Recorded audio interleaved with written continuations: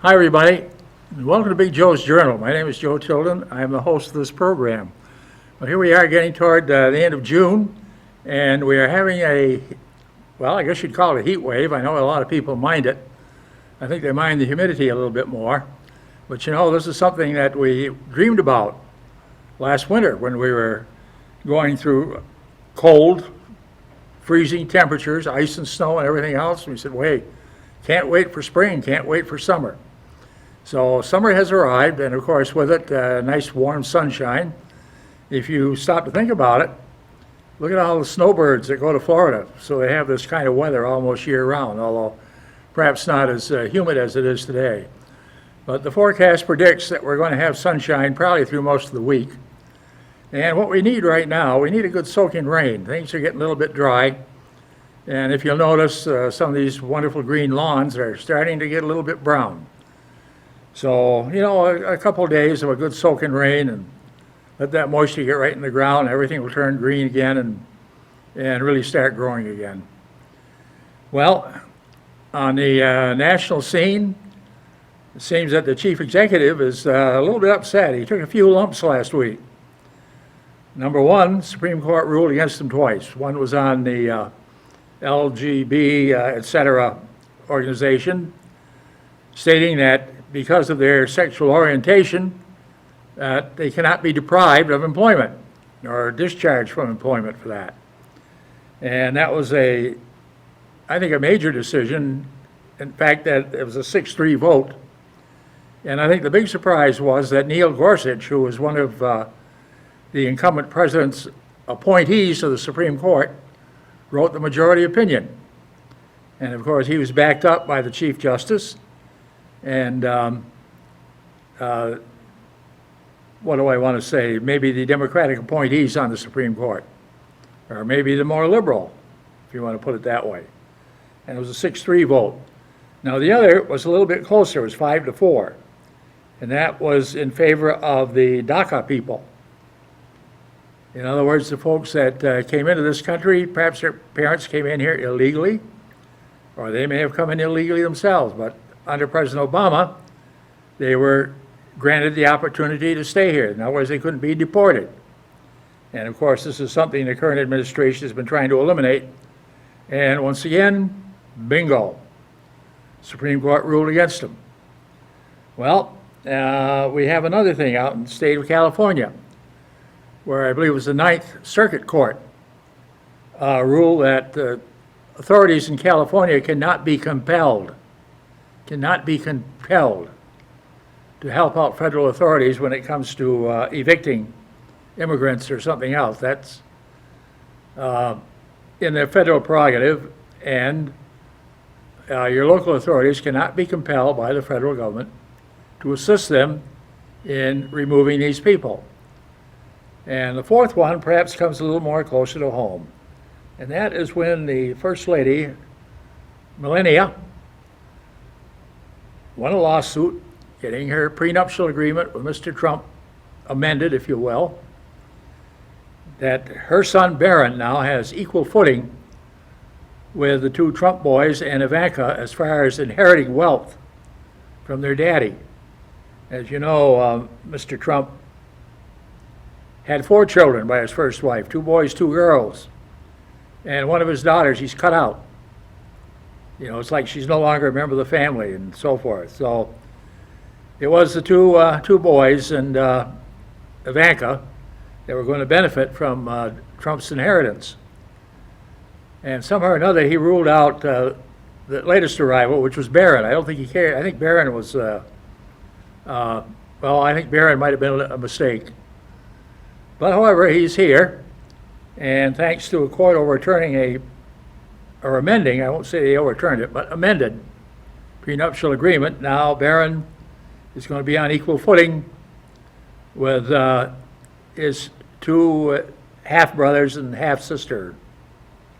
So, been a bad week, and plus he goes down to Tulsa and crows about how thousands of people, the biggest crowd in history and so forth, be crowded into an auditorium that had a seating capacity of about 19,000. So what happens? Well, he gets a group of 6,500. Most of them were Trump toadies that were sitting up on the stage. But as far as out in the general audience, there were something like 13,500 vacant seats out there. So what scared people away? Well, of course, Mr. Trump, being the juvenile that he is, and not being able to think beyond the age of 10 years old, was very perturbed at his campaign staff that they didn't get a bigger turnout. Well, if you looked at the number of people that were lining up to get in prior to Saturday, you would have thought the place would have been overflowing. But apparently the deal where they had to sign off an agreement not to sue the Trump campaign if they came down with COVID-19 might have scared off a lot of people. Probably scared off most of them. It's a very foolish idea, not to say stupid idea, to want to have a campaign rally inside a closed arena and try to pack nearly 20,000 people in there with no requirement that they wear a face mask or anything else. But that's the kind of campaign he's going to run. In the state of New York, their primary is finally going to take place. Not that it's going to matter because Joe Biden has already locked up the Democratic nomination. But the primary for local offices and everything else will take place in New York State. I believe it's this week. And the polls will be open from 6 a.m. to 9 p.m. And we'll see what kind of a turnout they have. This was originally scheduled for back in March, and then it was put off. And then it went to court, and the court said, you got to have it. And then it was put off again, and now it's back on. So let's have it and get it over with. As far as I said, the national situation, it's not really going to amount to that much because Biden is already the nominee, or will be the nominee. And the only big question mark is who he is going to pick as a running mate. We know for sure it's going to be a woman. And the senator from Minnesota, Amy, when she dropped out of the running, she said it should be a woman of color. And I couldn't agree with her more. Joe Biden's running mate needs to be a very assertive woman of color who's had experience. And of course, that all boils down, well, I think that nominee is going to be the junior senator from California, Kamala Harris, and I've been plugging for that for a long time. I think a Biden-Harris ticket is a shoo-in. It'll be a landslide, and we will have a change because we desperately need a change in this country. We have had very little or no leadership from the federal government on combating this coronavirus. Here in Vermont, Phil Scott has done a great job. Now, I know a lot of people are complaining and they say, well, he hasn't done this and he hasn't done that. And he's not the swiftest individual going. He's not the most polished politician.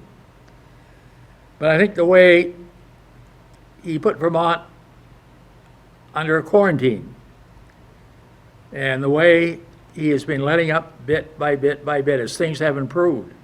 And you look at our record. We have probably the most complete record of controlling this coronavirus of any state in the union. You look at our neighbors around us. New York State, Governor Cuomo comes on, he says, well, we're making progress. Only 75 people died today. Wow. And you look at the records, I mean, Washington County, which is right across our state line, over in Fairhaven and Poultney, they have recorded something like over 700 people who have determined that they have this coronavirus. And I'm not sure how many deaths they have, but it's up around 20, 25, 30. Just that one county, which is right across our state line, across the Poultney River, if you will. Or the Meadowy River also in there.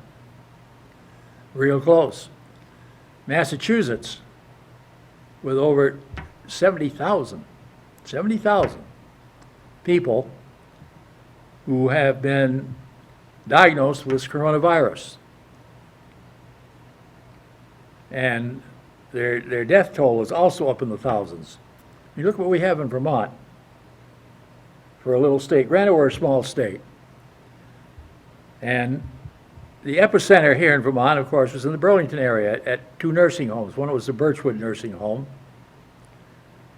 And because of the action that the governor took, it was more or less confined to there.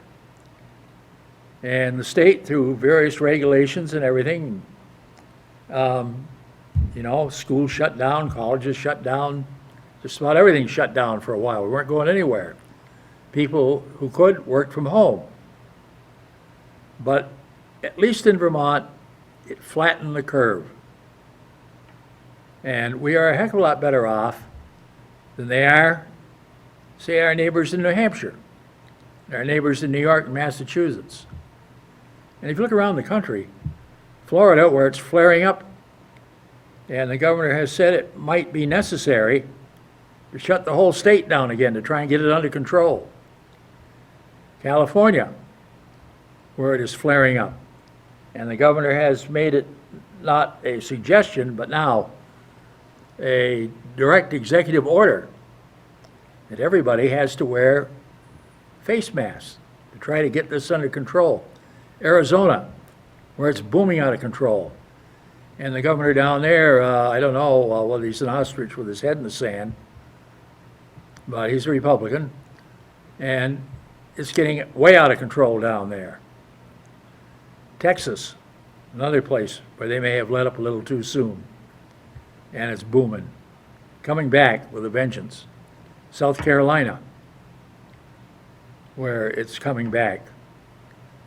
So we look around, this thing is not dead, and it's not going to be dead for a long, long time. It's going to be there. And what we've got to do,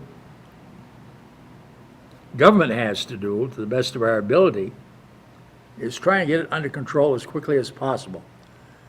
They are working on vaccines. They're coming up. They think they may have a vaccine that might do it. But like everything else, you don't know for sure. And of course, with our brilliant chief executive, 1600 Pennsylvania Avenue, coming out with all kinds of suggestions that people take this and that, so that the manufacturer of what he's recommending has to step in and said, no, it'll kill you if you take it. Well, I probably shouldn't say this, but maybe if he feels that he has a cure for this, maybe he should try motor oil on the rocks and see what that does. That would oil up his parts and see what happens. Well, no, I don't want to say that. That's not a nice thing to say. But how long is this going to last? Well, I think it's here to stay. And I think until we have a definite way of getting it under control, it's going to be a problem in this country, for another 1 or 2 years, maybe more. Pulling out of the World Health Organization helps nothing. We need them. And for the idiot at 1600 to say, hey, we're pulling out, again, a dumb, stupid decision made by a dumb, stupid man. Well, the book by John Bolton, I think it officially goes on sale tomorrow, which would be what, the 23rd of June? John Bolton, of course, I've never been a big fan of John Bolton's. He was what you'd call a war hawk. And I think if he had his way, we would have been in all kinds of wars. But he was an advisor, part of the Bush administration. In fact, under President Bush, he was our representative to the United Nations. He was a advisor to the incumbent president. And then, like a marriage that breaks up, they split. Instead of being buddy-buddy, they're swapping little insults back and forth. But John Bolton has written a book which is going to be a bestseller. No question it's going to be a bestseller. And it brings out a lot of information, the way Trump's people feel about him. You know, his Secretary of State, who seems to be one of his toadies, is now very, very busy denying that the statement that he was quoted as saying in the book, that, well, misunderstood, you know, didn't understand him. In case you wonder what it is, he said that the current president is a pile of beep, beep, beep, beep. And a number of other statements by some of his so-called closest advisors. Of course, his attorney general and his vice president, who are toadies number 1 and 2, bootlickers, if you will, they will stand up and defend him. His press secretary and his little blonde blabbermouth there, Kellyanne Conway, is defending him, saying, oh, that book is full of lies, misconceptions. It's going to be very, very interesting after the election in November, and say Biden-Harris ticket has carried something like 42, 43 of the 50 states, to see how he's going to react. Is he going to concede, or is he going to demand that his attorney general start investigating the biggest fraud in the history of the United States? You know, everything he does, the biggest this, biggest that. And then standing up there in Tulsa saying there are a lot of bad people out there. Well, the only bad people, the biggest baddie was the one up on the podium, running his big fat mouth. So it moves on and on, but I would imagine Bolton's book, it's going to sell out like crazy. And say, well, how much do you think it costs? Well, I think if you're going to be able to get it for 50, 60 bucks or 70 bucks, you'll be doing well. So a very, very important thing that comes out just before the election. Setbacks in the court. And as I understand it, he's playing golf in New Jersey today. You know, trying to recollect and wondering what's gone wrong. But one thing that concerns me a little bit, and I don't think too many people are paying attention to it, is the way the military is reacting. For example, when the president called out armed troops to try and put down the demonstrations in Washington, and he brought in combat troops along with the National Guard and local police, that order was countermanded by the Secretary of Defense. And it's probably the first time, at least in modern history, that the Secretary of Defense has contradicted the president. And the officers, rather than listen to the president, who supposedly under the Constitution is the commander-in-chief, they followed the orders of the Secretary of Defense and went back to their barracks. As the Secretary of Defense said, American combat troops will not fire on American citizens, which is the way it should be. Looking back in history, one other time when combat troops were called out in Washington and to fire on American veterans who had served in World War I was during the administration of Calvin Coolidge, our Vermont boy. And I know he's worshipped in Vermont, but folks, if you look at the record as a president, he was terrible. As you know, or may you know from history, for the soldiers that enlisted and served in World War I, they were promised a bonus. Well, they came home, and there was no bonus. Warren Harding became the president in 1921, and after he committed suicide in 23, Calvin Coolidge, of course, succeeded him. Well, in 1926 or 27, many of these World War I veterans were getting a little tired of waiting for their bonus. It had been 8 or 9 years since the war was over. They hadn't had their bonus yet. So they marched on Washington, and Calvin Coolidge called out federal troops to fire on these people who had served this country with distinction in World War I. And those troops were under the command of a young officer named Douglas MacArthur, who would become one of the heroes of World War II. So just a little interesting sidelight.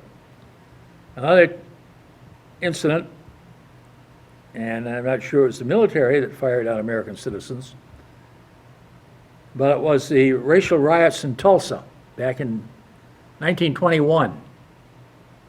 Again, it's when Warren Harding was president. There's a large section of Tulsa populated by African Americans, and racial riots broke out. The police, law enforcement,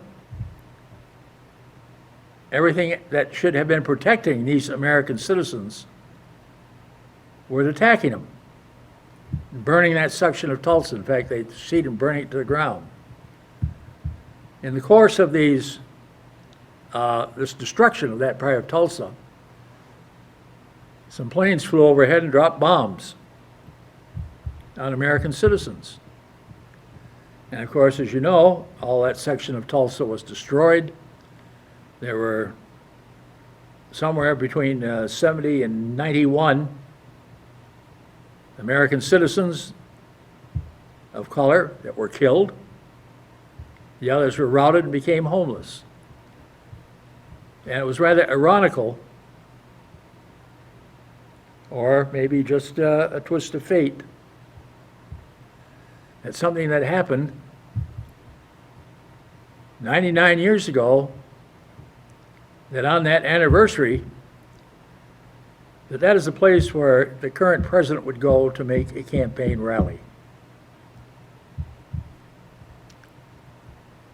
Put two and two together, folks. Put two and two together. And you see where he stands. This is as insulting to the African American community as with Ronald Reagan's campaign in 1980 that he opened in Greenwood, Mississippi, the very place where 3 civil rights workers were murdered. And their murderers were never brought to justice. And in 1980, running for the presidency, that's where Ronald Reagan decided to open his campaign. Well, the riots, if you will, but I think they're more like demonstrations, although a number of them get out of hand, continue, although they've toned down a bit. And I think, as I said last week, the reason there were so many of them, people have become totally frustrated. They're frustrated with the government. They're frustrated with being quarantined. They're frustrated with being cooped up. And all it would take was one fuse, light that fuse, and the whole thing would blow sky high. And when Mr. Floyd is murdered by a white police officer in Minneapolis, a guy that never should have been a police officer. No way. With the complaints and demerits against him, he should have been off the force. He should have been put off long before. Deliberately killed by this police officer. You know, this business of taking a man down, or anybody, putting a knee on their neck, it never should be there more than a minute and a half at the most, and not even that. That's a tactic, it's a police tactic, just long enough to get their hands cuffed behind their back. Then you let up. The fact that this guy kept his knee there for 8+ minutes, he intended to kill him. This isn't 4th degree or 2nd degree murder. This is premeditated 1st degree murder. He kept his knee on his neck for over 8 minutes. You're going to kill a man doing that. He knew that. That's why he kept it there. He wanted to kill him. Apparently, these two people had known each other before, and they'd had their disagreements and so forth. As I said last week, I think if they look deeply into it and really, really investigate it, you're going to find somewhere there's a woman involved. They might have both been hitting on the same one, so he eliminated the competition. I know Mr. Floyd, not commenting at all, and was a married man with 4 children, apparently very much loved by his family. This other guy, I don't know if anybody loved him, certainly not now. He will probably, I'm not sure whether Minnesota still has the death penalty or not, but he will spend the rest of his life in prison for sure, and he should. And being a former police officer, he's going to have a tough time in jail, a really tough time. In fact, I would say, for his own safety, he's probably going to be kept in solitary, in isolation. Because somebody, sooner or later, is going to get him. He's allowed out in the general prison population. Somebody's going to stick a shiv in him. And that'll be the end of him. But I think in his case, I would imagine right now, he's being kept in isolation. And it's for his own protection. And if he's not smart enough to realize that, then he's got to be dumber than he showed in taking the life of a man the way he did. So the world spins on and on. We have our good aspects, we have our sorrowful aspects, but most of all, we have tremendous challenges. And as the coronavirus winds down somewhere else, that flares up again, we wait the development of a vaccine that may be able to get it under control. We have to start thinking about where are we going to go economically. You look at all the money that the federal government is pouring in, so where are they getting it? Well, our federal debt is, I believe, it is in the 3 trillions and going higher. Look at the money in the state of Vermont, money that the legislature is appropriating for this, that, and the other thing. And look at the sources of revenue. All our sources of revenue in the state of Vermont are down. So, where does that lead us? Well, where it leads us is the fact that when and if this coronavirus is under control, we are going to be in an economic depression. Probably on a par or even more than the Great Depression that we had in 1929 that Franklin Roosevelt inherited when he came in the White House in 1933. Jobs are going to be scarce. If you have a job now, hang on to it. Hope for the best. For all the people getting out of college, the old slogan, "The world awaits you," not quite, folks. It's going to be tough unless you have been an intern somewhere or have an inside track, or you have a daddy that's a corporation president and can get you a nice plush job. Employment's going to be hard to come by. We're going to be having a lot of college graduates, probably with at least bachelor's or even master's degrees, probably slinging hamburgers at McDonald's. But it's going to be tough. It's going to be tough for a lot of years. Hopefully, it will not take a war, a worldwide war, to solve it. And as time rolls on, somewhere the leadership will come that will get this country and the whole world back on track. I know in my own case, at my age, I doubt if I will be around to see that, but I'll see it from heaven, I hope. With that, may Almighty God in His infinite wisdom continue to bless these United States of America. God love you. Have a great week. See you all next week.